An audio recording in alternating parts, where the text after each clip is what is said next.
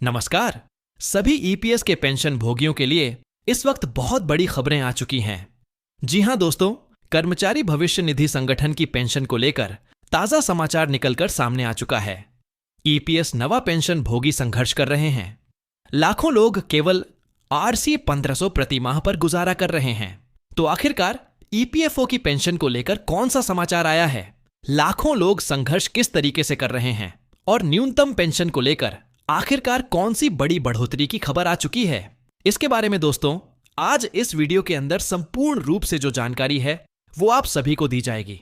इसी के साथ बात करेंगे कर्मचारी भविष्य निधि संगठन यानी कि ईपीएफओ ने बदला नियम। अब इन लोगों को भी मिलेगी पेंशन। खुशी से झूम उठे हैं कर्मचारी। तो आखिरकार ईपीएफओ ने कौन से नियमों के अंदर बदलाव किया है? अब कौन कौन से लोगों को यहां पर पेंशन का लाभ देखने को मिलेगा और खुशी से किस तरीके से झूम उठेंगे कर्मचारी, इसके बारे में बात करेंगे। वहीं ईपीएफओ के न्यू रूल्स को लेकर एक और बड़ा अपडेट आ रहा है कि पहले नहीं था यह अधिकार, अब इन लोगों को भी मिलेगा पेंशन। ईपीएफओ ने किया है बड़ा बदलाव। तो आखिरकार पहले कौन से लोगों को कौन सा अधिकार नहीं था, अब किस तरीके से बदलाव के बाद अधिकार मिला है और ईपीएस पेंशन धारकों के लिए आखिरकार क्या बड़ी गुड न्यूज इससे हो सकती है, इसके बारे में दोस्तों आज की इस वीडियो के अंदर बात करेंगे। इसलिए आप सभी ईपीएस ना पेंशन धारक, एनपीएस कर्मचारी, ओपीएस कर्मचारी और राज्य सरकार व केंद्र सरकार के तमाम पेंशन धारकों के लिए आई प्रमुख बड़ी खबरों को आज के इस वीडियो के अंदर जानेंगे। आपसे निवेदन करते हैं कि इस वीडियो को आप शुरुआत से लगाकर लास्ट तक पूरा देखिएगा। साथ ही हमारे चैनल पर पहली बार विजिट कर रहे हैं तो चैनल को सब्सक्राइब कर दीजिएगा।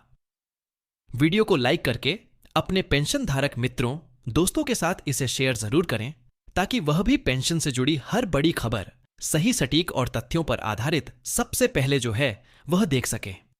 तो सबसे पहले हम बात करेंगे ईपीएफओ की पेंशन को लेकर आए ताजे समाचार की। ईपीएस नारीवा पेंशन भोगी जो है वो संघर्ष कर रही है और लाखों लोग जो हैं केवल आरआरएस 200 प्रति माह की पेंशन से गुजारा कर रही है। इसके बारे में आज की इस वीडियो के अंदर ताजा अपडेट जानेंगे। क्या आपने कभी सोचा है कि मैं आज की दुनिया कोई व्यक्ति सिर्फ आरआरएस 1500 महीना में कैसे गुजारा कर सकता है? दुर्भाग्य से यह कोई अनोखी कहानी नहीं, बल्कि भारत की उन लाखों सेवानिवृत्त कर्मचारियों की हकीकत है जो ईपीएस पेंशनटिफाइड योजना पर निर्भर है। संसद में पेश की गई एक हालिया रिपोर्ट में इस संकट की गंभीरता से उजागर किया गया है। यह रिपोर्ट बताती है कि दशकों की सेवा के बावजूद कर्मचारी पेंशन योजना 1995 यानी कि ईपीएस ऑफ 25 के तहत लाखों पेंशन भोगी इतने कम वेतन से जूझ रहे हैं, उनके एक हफ्ते का भी खर्च इससे नहीं चल पाता है। वहीं ईपीएस 5 के चौंकाने वाले जो आंकड़े हैं वो सामने आ चुके हैं। श्रम मंत्रालय के अनुसार 31 मार्च 2025 तक कर्मचारी भविष्य निधि संगठन यानी कि ईपीएफओ द्वारा प्रबंधित ईपीएस मनी योजना के तहत 8.15 मिलियन यानी कि 81 लाख मतलब पेंशन धारक जो है वह पंजीकृत हैं। 50% से अधिक पेंशन भोगी जो कि आरआरएसपी पेंशन से कम की पेंशन ले रही है और लगभग 46% ऐसे पेंशन भोगी है जो प्रतिमाह आरएलएस 1000 से भी कम की पेंशन प्राप्त कर रही है। वहीं आश्चर्यजनक रूप से 93% लोग जो हैं वो यहां पर आरएस 1000 से भी कम की पेंशन पा रही है। केवल 0.68% यानी कि 500 रिम्पी सीपी1 पर डे वेरों लोग ही ऐसे हैं जो कि मासिक पेंशन आरएस 1000 से अधिक की प्राप्त कर रही है। अब इस बारे में सोचें कि क्या एक सेवानिवृत्त व्यक्ति आज की अर्थव्यवस्था में इतनी छोटी राशि में भोजन, दवा और बिजली के बिल और बुनियादी जीवन यापन की लागत का प्रबंधन कर सकता है, उसका जुगाड़ कर सकता है? दोस्तों, ईपीएस 95 में इतनी अपर्याप्त पेंशन क्यों लगती है? जब ईपीएस 95 योजना की शुरुआत की गई थी तो इसका उद्देश्य सेवानिवृत्त कर्मचारियों को कुछ हद तक वित्तीय सुरक्षा प्रदान करने का था।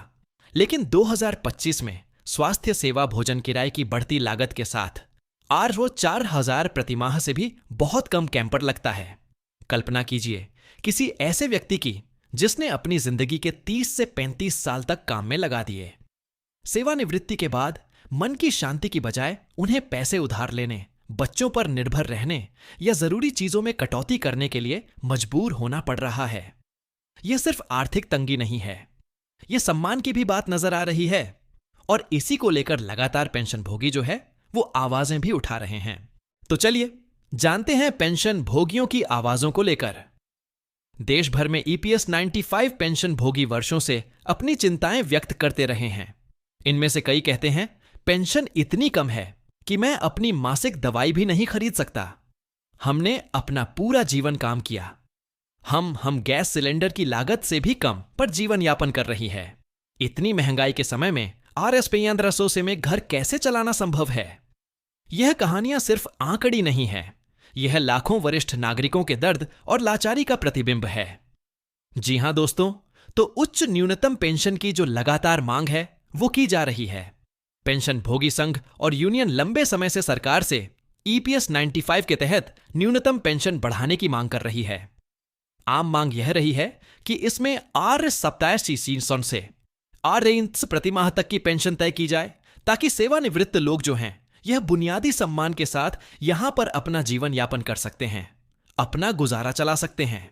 वहीं इस बीच अगली बड़ी खबर की बात करें तो बड़ा अपडेट आप सभी के लिए आ चुका है। कर्मचारी भविष्य निधि संगठन ने बदला है नियम।